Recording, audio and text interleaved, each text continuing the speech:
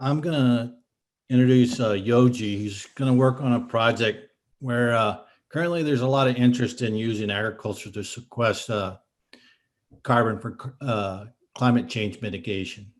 However, if you look at fibrous root crops, fibrous grain crops, they can only sequester 1/10 of current emissions. So Yaojie, who comes to us from Southwest University in China and is an MS student in the MEPS program, is testing a hypothesis that if you add rhizomes to grain crops and grow them globally, that you could attempt to cover that gap in carbon sequestration. So Yaojie, go ahead.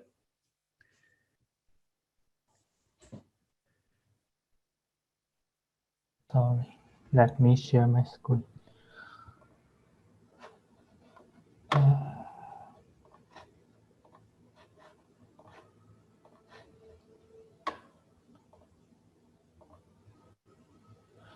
So thanks for Dr. Hayes' introduction, and good afternoon. My name is Yaojie Zheng. Currently, I'm in my second year of master. Today, I'm so glad to share my research here, which focus on the genetic basis for rhizome and root biomass in a sorghum bicolor crossing sorghum propinquum population.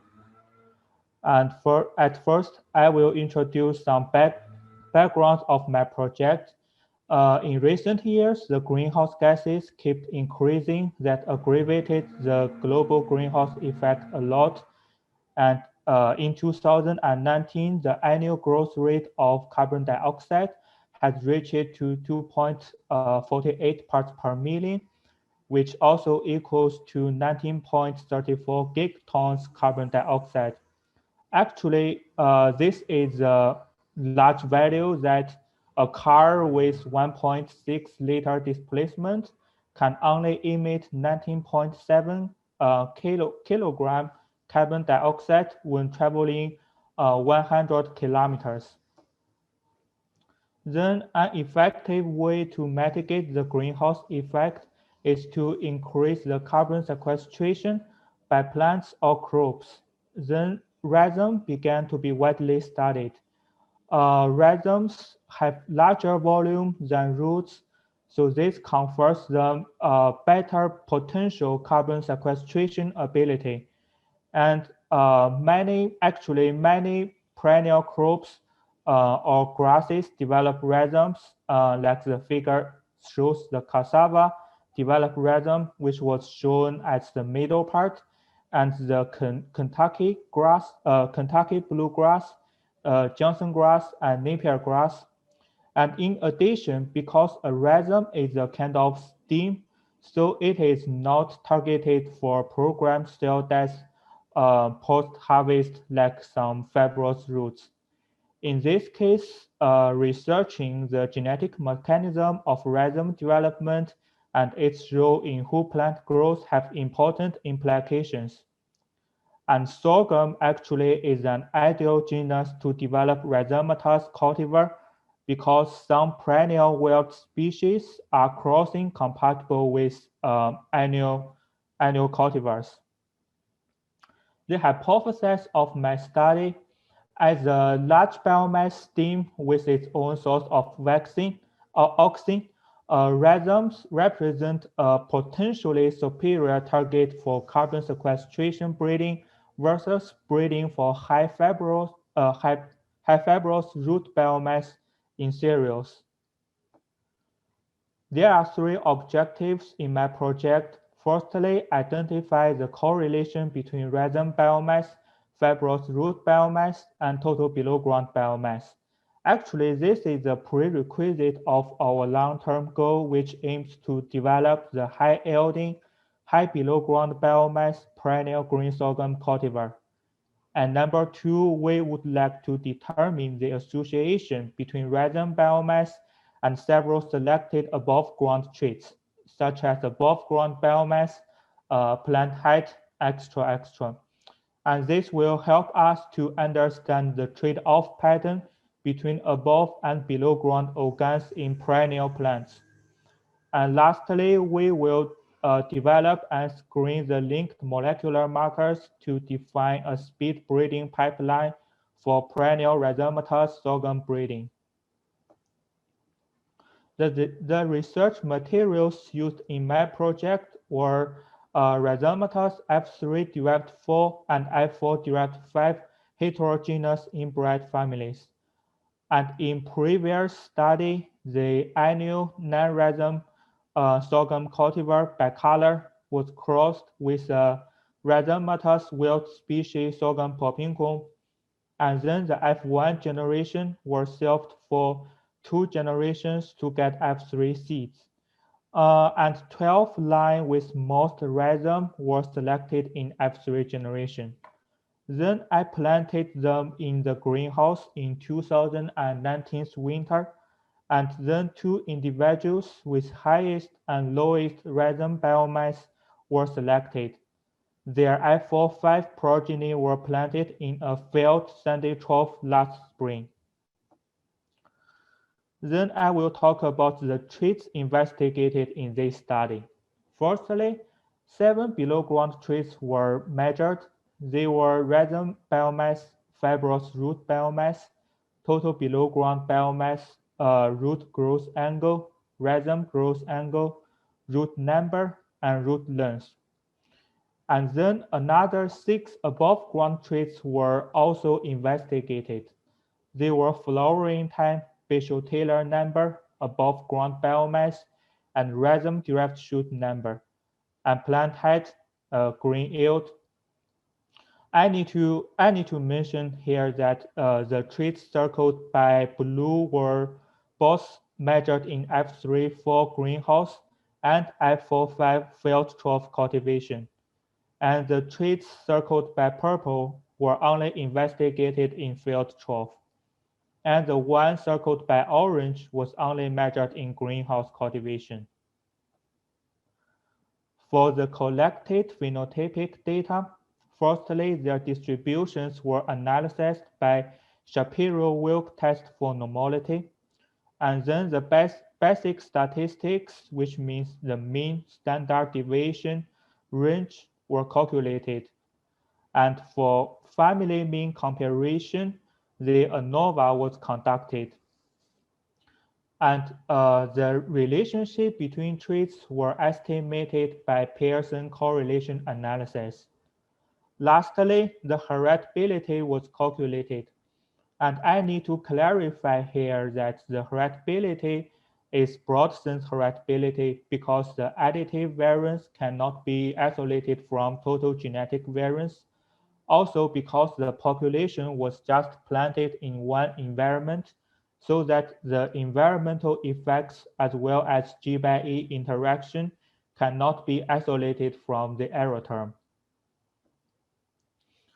For the first part of result, firstly, I checked the distribution of all traits in I45 generation and showed 6 important of them here. And as the figure shows, all of the traits had bell-shaped distribution with only one peak. In order to determine the exact type of distribution, a Shapiro-Wilk test for normality was done for each trait. And like the result showed here, only 2 traits, the rhizome length and above ground biomass, were actually normal distributed in both families. And then we tried to perform the logarithmic, arctangent, and reciprocal transformation for all non-normally distributed data, but non-trait changed their distribution. And then it seems that the family means of most traits were different, but the significance is needed to be further analysis. Because most traits were not normally distributed, thus we conducted the non-parametric two-way ANOVA based on Friedman test for these traits. The result of ANOVA shows that there existed significant difference between 2 families in rhizome biomass, root biomass, below ground biomass, and another 2 below ground traits. Also the basal tailor and another 2 above ground traits. Correspondingly, the heritability, broad sense heritability of these traits were also relatively high, which means they were highly selectable. In order to research the relationship between traits, the Pearson correlation analysis was conducted for all pairs of traits, both in F34 and F45 families.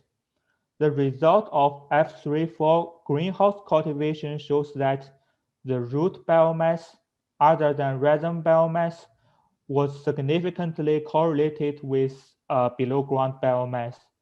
The possible reason is that the limited space of pot in greenhouse cultivation led to incomplete growth of rhizomes.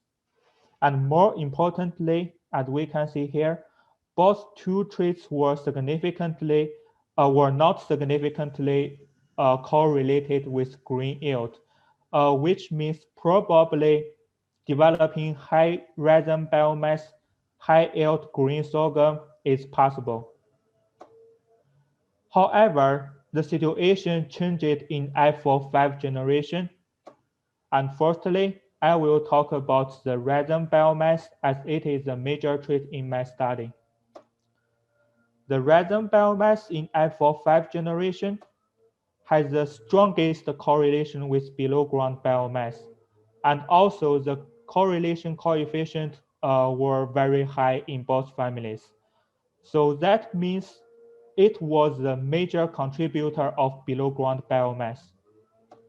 And furthermore, there also were significant positive correlations between rhizome biomass and 3 above ground traits. There were rhizome-derived shoot number, above ground biomass, and plant height. So the positive correlations between rhizome biomass and both below and above ground traits illustrated that rhizomes played an important role not only in below ground but also above ground development.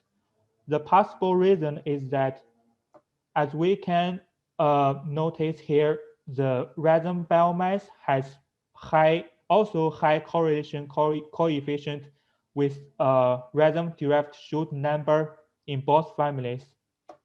So we interpreted this that the possible reason is that after the rhizomes were initialized, they tended to grow upwards as rhizome-derived shoots rather than horizontally grow underground. Such a developing property decreases the invasiveness of rhizome, so make it more useful in plant breeding. And the result further implies that the rhizome biomass and those 3 above ground traits potentially can be improved at the same time. Furthermore, we found that also both root biomass and below ground biomass positively correlated with those 3 above ground traits, which further prove that a below ground, above ground synergistic developing pattern exists. For conclusion of my study, number 1, the F45 plants of my material could potentially sequester 427 kilogram carbon per acre in one growing season, if assuming the planting density was 32,000 plant per acre, which was the planting density in my field trough. And also the 50% of rhizome biomass was composed as carbon-containing substance. Secondly, most traits were probably quantitatively inherited. And then there existed significant difference between 2 F45 families in most traits, which were also selectable. Lastly, the below and above ground organs were synergistically developed at least on biomass. Actually, in one another study for modeling analysis of below and above ground traits, some researchers found that according to model predictions, if the growth period is 3 years, the perennial rice and wheat only need to double their biomass every year so that can achieve the same yield as their annual counterparts. In the near future, the genomic DNA of individuals used to construct the bulk segregant analysis pool based on rhizome biomass has been extracted, and the markers linked to high rhizome biomass per se will be identified for marker assistant selection. My acknowledgement. Firstly, I sincerely thank all of my academic committee members. Thanks to Dr. His overall guidance, Dr. Jessup's guidance on plant breeding aspect, Dr. Philipson's guidance on molecular approaches. Also thanks to Dr. Pearson, Dr. Kibrom's advice. And I also express my gratitude to other people who generously helped. Thanks Cheryl Straw and Brody Taylor's help on phenotypic data collection. Thanks Afolabi Akbona's help on data analysis. And thanks to Dr. Hongbin Zhang's help on genotyping. Thanks for listening, and any questions? Thank you. Good job, Yaojie. Good job. Questions? Hi, I do have a question here. Great presentation, by the way. But I was wondering about the table with correlations, and I saw that you have a correlation of almost 1 between a below ground biomass and root biomass. So what is the difference between below ground biomass and root biomass? Because in perennial crop, the below ground system composed as 2 parts, the rhizome biomass and root biomass. And then the below ground biomass was calculated by adding the rhizome and root together.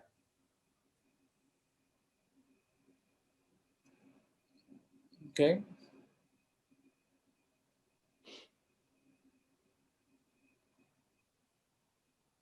Other questions? Yes, I have a question. Could you, to kind of touch on the rhizome versus root biomass, could you touch on how you separated them from each other? Not statistically speaking, but in the actual sampling process. Oh, okay. So I can introduce this. So the process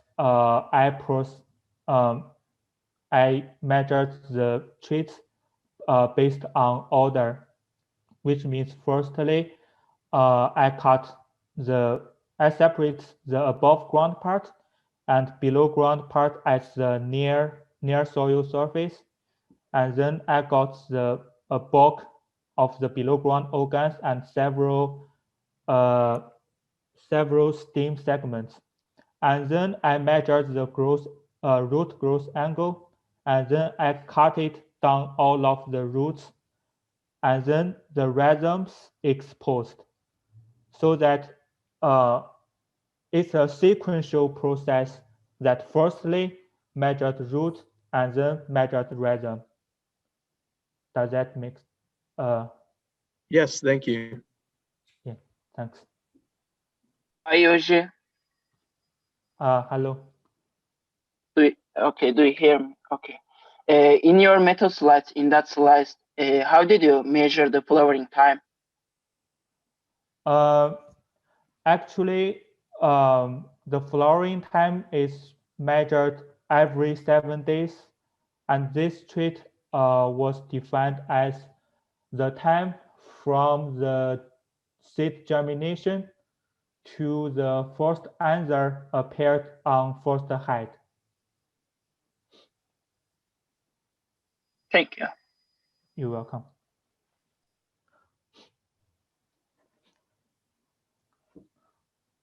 Hi, Yaojie. Can you hear me? Yes. Thank you for the presentation. So, why didn't you measure all of the trait in greenhouse cultivation?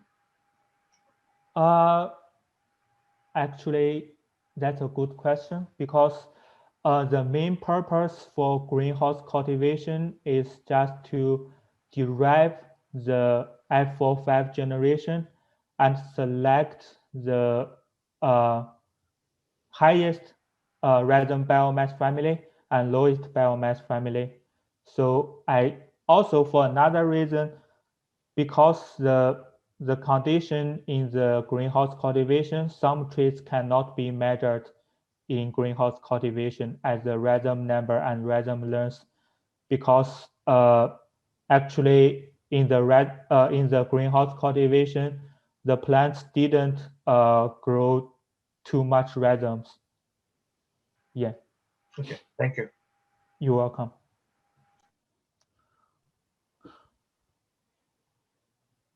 Other questions?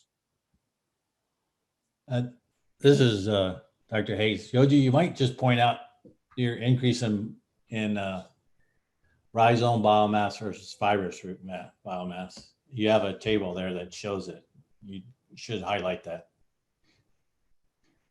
Oh, you Not mean the correlation, but the actual physical measurements. okay. Maybe slide 10. Could you say again? Yeah, you should maybe point out that the rhizome biomass was either 2 times or 1/3 more than the root biomass per se. So Yeah. the rhizome is doubling your below ground biomass or increasing it by 1/3. So that's the significant take home. Yeah, actually, it's a major contributor to the below ground biomass. Sure. Thank you. Other questions? How far down do these rhizomes go, Yaojie? Excuse me, could you say again? How deep are these rhizomes in the soil? Deeper. Actually, the way I measured the rhizome, I only take off approximately 30 centimeter high of sandy soil core. So I don't wash all of the soil in my trough, so I don't know exactly how deep the rhizome grows. Scott, these and the propinquum, they don't seem to grow very deep. But if you look at the data from Russ and what we did in Johnson grass, some of those rhizomes are going down 1 meter. Mhm. So presumably they're not deriving a stem; they're just getting lost, heading south. So, which is highly useful. Propinquum's a better idiotype for grain yield. So hopefully we can marry the 2 traits of the rhizomes from Johnson grass and a better yield potential idiotype of propinquum. All right. Other questions? I have a question. Okay, please go ahead. This is Fabian. To what extent is the root trait you're looking at quantitative versus qualitative, and how much confidence do you have in like building markers that would work for marker-assisted selection for it? Actually, I haven't done this part yet, so I don't know.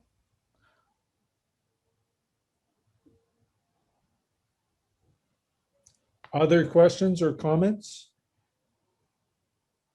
Going once. Going twice. 3 times. I'd like to thank all our speakers for doing an excellent job presenting their research. It's very interesting stuff.